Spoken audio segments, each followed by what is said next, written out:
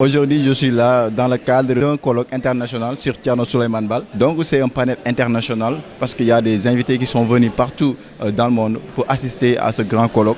Voilà, donc aujourd'hui, à travers les différents panels, les différentes présentations, nous avons beaucoup appris sur Thierno Souleymane Baal, donc, qui fut un homme emblématique dans l'histoire de la Sénégambie, disons. Je ne vais pas parler du Sénégal seulement, mais de la Sénégambie, parce que c'est quelqu'un qui a grandement contribué à l'histoire de la Sénégambie. Et il a laissé ici des écrits, des paroles qui aujourd'hui font l'actualité, parce que tout ce qu'il a eu à expliquer, tout ce qu'il a eu à délivrer comme message lors de la révolution Torodo de 1776, ça reste d'actualité parce que ça tourne autour de la politique, au niveau social, au niveau économique également. Donc la révolution Torodo de 1776, c'est une révolution aboutie, je peux dire, une révolution qui a réussi parce que tout simplement, aujourd'hui, au XXIe siècle, on en parle toujours. Et je pense que aussi c'est l'œuvre d'une personne charismatique, d'une personne qui était engagée, dévouée pour la cause. Parce que Thierno Souleymane Baal, on le sait bien,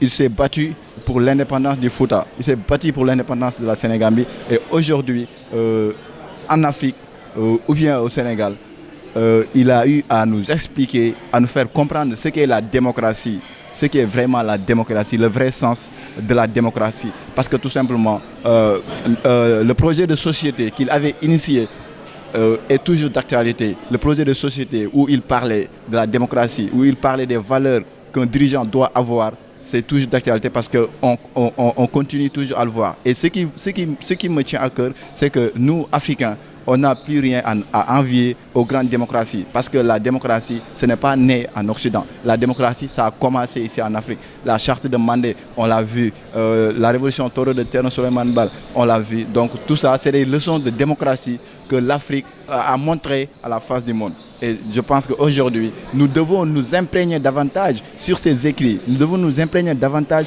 sur ces personnages, sur ces figures emblématiques de notre histoire pour en quelque sorte essayer de revoir le déclic de nos sociétés africaines. Parce que le développement de l'Afrique, ça peut passer par là.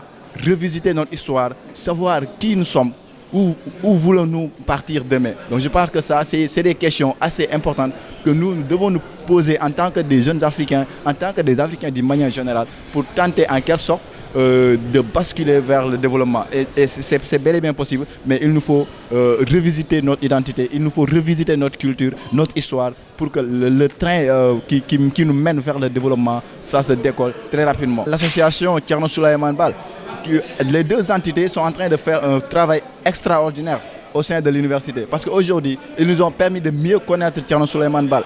Ils ont vulgarisé la pensée de Thierno Souleymane Baal. Ils ont vulgarisé en quelque sorte ce qui est la vraie identité de Thierno Souleymane Baal. Et ça, c'est une leçon pour la jeunesse. C'est une leçon pour les dirigeants également. Parce que les dirigeants doivent s'inspirer des pensées de Thierno Souleymane Baal parce que c'est toujours d'actualité. De ce fait, nous remercions vraiment les initiateurs et les organisateurs de ce colloque, à savoir Moucheba et le général, parce qu'ils ont fait quelque chose de si grandiose qui mérite vraiment des ovations, qui mérite des félicitations de part et d'autre.